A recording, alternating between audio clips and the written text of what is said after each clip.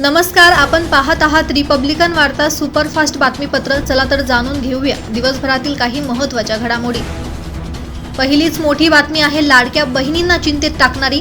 लाडक्या बहिणींची संख्या आणखीन कमी होणार। आर्थिक तंगीमुळे लाडकी बहीण योजनेचे भूत हळूहळू मानेवरून उतरवण्याचे प्रयत्न आता राज्य सरकारने सुरू केले आहेत। यासाठी लाडक्या बहिणींच्या कागदपत्रांची मोठ्या प्रमाणावर छाननी सुरू करण्यात आली आहे। राज्य सरकारने अंगणवाडी सेविकांना घरी जाऊन लाडक्या बहिणींची आर्थिक परिस्थिती तपासण्याचे आदेश दिले आहेत। त्यामुळे या योजनेतून मोठ्या प्रमाणावर महिलांची नावे कापली जाण्याची शक्यता आहे। ज्या महिलांच्या घरी चारचाकी असेल, कुटुंबातील कोणी सरकारी नोकरीत असेल, तसेच संजय गांधी निराधार योजनेचा लाभ घेत असल्यास संबंधित महिलांचा 1500 रुपयांचा लाभ तात्काळ थांबवण्यात येणार असल्याची माहिती समोर आली आहे। राज्याच्या राजकारणातील मोठी बातमी आहे। शिवसेना भाजप युती तुटण्याचे कारण आले समोर। 2014 साली शिवसेना भाजप युती तुटण्याची अंतर्गत बाब प्रथमच देवेंद्र फडणवीस यांनी समोर आणली आहे। फडणवीस म्हणाले की 2014 मध्ये उद्धव ठाकरे यांची शिवसेना त्यावेळी 151 जागांवर अडून बसली, तर भाजप 127 जागांवर लढण्याची तयारी करत होती, तर उर्वरित जागा या मित्र पक्षांना सोडणार होती। पण भाजपचा हा प्रस्ताव शिवसेनेने नाकारला। एकसंघ शिवसेनेची युती झाली असती तर आताची स्थिती वेगळी असती। 2014 मध्ये शिवसेनेने एक राजकीय चूक केली नसती तर उद्धव ठाकरे यांचा पक्षही फुटला नसता आणि युती पण तुटली नसती।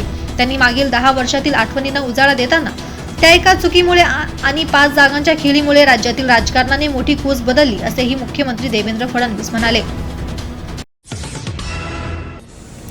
पुढील बातमी आहे मुंबई येथून कामराच्या गाण्यावर उपमुख्यमंत्री शिंदेंकडून आली पहिल्यांदाच प्रतिक्रिया।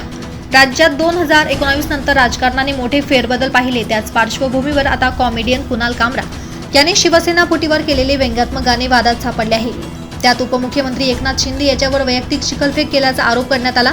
त्याने वैयक्तिक आणि बदनामीकारक गाणं म्हटल्याचा आरोप करत शिवसैनिकांनी मुंबईत संताप व्यक्त केला। त्यानंतर आता एकनाथ शिंदे यांनी त्यावर पहिली प्रतिक्रिया दिली आहे। कुणाल कामरा याचे गाणे म्हणजे एका प्रकारचा स्वैराचार, व्यभिचार असल्याचा घणाघात उपमुख्यमंत्री एकनाथ शिंदे यांनी केला आहे। कुणाची तरी सुपारी घेऊन त्याने आरोप केले आहेत, असा गंभीर आरोपही शिंदे यांनी केला आहे। पुढील मोठी आणि महत्त्वाची बातमी आहे बीड येथून खोक्या भाईला तुरुंगात व्हीआयपी ट्रीटमेंट, व्हिडिओ व्हायरल। बीडमधील भाजपने आमदार सुरेश धस यांचा कार्यकर्ता सतीश भोसले उर्फ खोक्या भाईला तुरुंगात व्हीआयपी ट्रीटमेंट देणे पोलिसांच्या अंगाशी आले आहे। या प्रकरणाची गंभीर दखल घेत पोलीस अधीक्षकांनी छाकलंबा पोलीस ठाण्यातील विनोद सुरवसे आणि कैलास खटाने या 2 पोलिसांची तडकाफडकी निलंबन केले। बीडचे पोलीस अधीक्षक नवनीत कावंत यांनी ही कारवाई केली आहे। खोक्या भाईला वन्यजीवांची शिकार आणि 2 व्यक्तींना मारहाण केल्याप्रकरणी अटक झाली आहे। बीड पोलिसांकडून खोक्याची शाही बरदास्त राखली जात असल्याचा एक प्रकार व्हिडिओ सोशल मीडियावर व्हायरल झाला आहे। या पार्श्वभूमीवर ही कारवाई करण्यात आली। पोलिसांच्या मदतीनेच आयपीएल मध्ये सट्टेबाजी, अंबादास दानवे। आयपीएल क्रिकेट मॅचचा फेवर दिवसेंदिवस वाढत असताना सट्टे बाजारातही तेजी सुरू आहे। विशेष म्हणजे आयपीएल क्रिकेट मॅच मध्ये सट्टा चालवणाऱ्यांना मुंबई पोलीसच मदत करत आहे, असा गंभीर आरोप विधान परिषदेचे विरोधी पक्षनेते अंबादास दानवे यांनी मंगळवारी परिषदेत केला। तसेच शासकीय विभागातील घोटाळे, मंत्र्यांचा भ्रष्टाचार यावरून दानवे यांनी महायुतीवर जोरदार निशाणा साधला। आयपीएल सट्ट्यात मेहुल जैन, कमलेश जैन आणि हिरेन जैन या व्यक्तींचा समावेश असून त्यांच्याकडून पाकिस्तानी खेळाडूंचा यासाठी वापर केला जात असल्याचा आरोपही त्यांनी केला आहे। पुढील बातमी आहे चांदवड येथून लग्नात फटाक्यामुळे लागली भीषण आग। नाशिक जिल्ह्याच्या चांदवड तालुक्यातील पिंपळगाव धाबळी येथील लग्न सोहळ्यात फटाक्यामुळे आग लागली।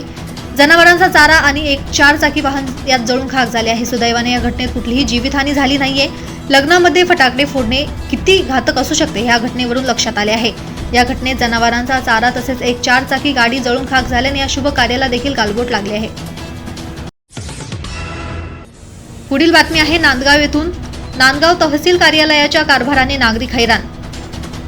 शासनाने अपंग, विधवा, निराधार, श्रावणबाळ आणि इतर योजनेचे लाभ घेण्यासाठी लाभार्थ्यांना बँकेत आधार कार्ड लिंक, आधार मॅपिंग आणि इतर कामे करण्यास सांगितले आहे, जी ऑनलाईन करावी लागतात। हे सर्व झाल्यानंतर नांदगाव शहरातील कार्यालयातील संजय गांधी निराधार योजना विभागात सर्व कागदपत्र जमा करावे लागतात। परंतु हे सर्व कागदपत्र देण्यासाठी नांदगाव तहसील कार्यालयातील निराधार योजनेच्या विभागात देखील ऑनलाईन नोंदणी केली जाते। या ठिकाणी सर्व कागदपत्र जमा करण्यासाठी लाभार्थ्यांच्या रांगा लागतात। त्यातही दुष्काळात 13वा महिना म्हणजे ऑनलाईन काम करण्यासाठी अनेकदा सर्व्हर डाऊन होत आहे। त्यामुळे लाभार्थ्यांची लवकर कामं होत नाहीये। त्यामुळे लाभार्थ्यांनी नाराजी व्यक्त केली आहे। पुढील बातमी आहे नांदगाव येथून कुणाल कामरावर शिवसेनेकडून मनमाडमध्ये गुन्हा दाखल। मुंबई स्टँडअप कॉमेडियन कुणाल कामरा यांनी मुंबईतील युनिकॉन्टिनेंटल हॉटेलमध्ये आयोजित एका कार्यक्रमात महाराष्ट्र राज्याचे उपमुख्यमंत्री आणि शिवसेना पक्षप्रमुख एकनाथ शिंदे यांच्यावर अर्वाच्य भाषेत टीका केल्याचा आरोप ठेवत शिवसेनेने कठोर पावले उचलली आहे। याच अनुषंगाने नांदगाव पोलीस स्टेशनवर पदाधिकाऱ्यांनी एकत्र होत निवेदन सादर केले। कार्यक्रमाच्या दरम्यान कुणाल कामराने केलेल्या वक्तव्याचा व्हिडिओ सोशल मीडियावर प्रसिद्ध झाल्यानंतर शिवसेना कार्यकर्त्यांमध्ये संतापाचे वातावरण पसरले असून या प्रकरणी शिवसेनेने तातडीने कारवाई करत नांदगाव तालुक्यातील मनमाड शहरात गुन्हा दाखल केला आहे। पुढील बातमी आहे पैठण येथून 154 दिव्यांगांना मिळाले कृत्रिम अवयव। पंचायत समिती पैठण कार्यालयात दिव्यांगांना कृत्रिम साहित्य आणि साधनाचे ऑन द स्पॉट शिबिर राबवण्यात आले। समाज कल्याण विभाग, जिल्हा परिषद आणि SR trust Madhya Pradesh ALIMCO मार्फत 154 दिव्यांगांना कृत्रिम अवयव आणि साधने बसवण्यात आली। 24 मार्च 2025 रोजी सकाळी 10 ते सायंकाळी 5 वाजेच्या सुमारास दिव्यांगांना पुनर्वसनासाठी पंचायत समिती कार्यालय पैठण या ठिकाणी दिव्यांग व्यक्तींना कृत्रिम हातपाय बसवणे, केलिपर्स यांचे मोजमाप आणि तात्काळ ऑन द स्पॉट वितरण शिबिराचे आयोजन करण्यात आले। पुढील बातमी आहे फुलंब्री येथून। फुलंब्री पोलिसांतर्फे शहरात रूट मार्च। छत्रपती संभाजीनगर जिल्ह्यातील फुलंब्री शहरात आगामी होणाऱ्या उत्सवानिमित्त पोलिसांतर्फे रूट मार्च आयोजित करण्यात आला। 30 मार्चला गुढीपाडवा, 31 मार्चला रमजान ईद, 6 एप्रिलला रामनवमी, 10 एप्रिलला महावीर जयंती, 14 एप्रिलला डॉक्टर बाबासाहेब आंबेडकर जयंती तर 18 एप्रिल रोजी गुड फ्रायडे असे सण उत्सव असणार आहे। या पार्श्वभूमीवर छत्रपती संभाजीनगर जिल्हा ग्रामीण उपविभागीय पोलीस अधिकारी पूजा नागरे मॅडम आणि पोलीस निरीक्षक संजय सहाने यांच्या मार्गदर्शनाखाली फुलंब्री शहरात रूट मार्च घेण्यात आला। तर या होत्या आजच्या काही ठळक घडामोडी। पुन्हा भेटूयात रिपब्लिकन वार्ता सुपरफास्ट बातमीपत्रात। तोपर्यंत आपण पाहत रहा रिपब्लिकन वार्ता news Maharashtra. Subscribe now and press the bell icon. Never miss an update.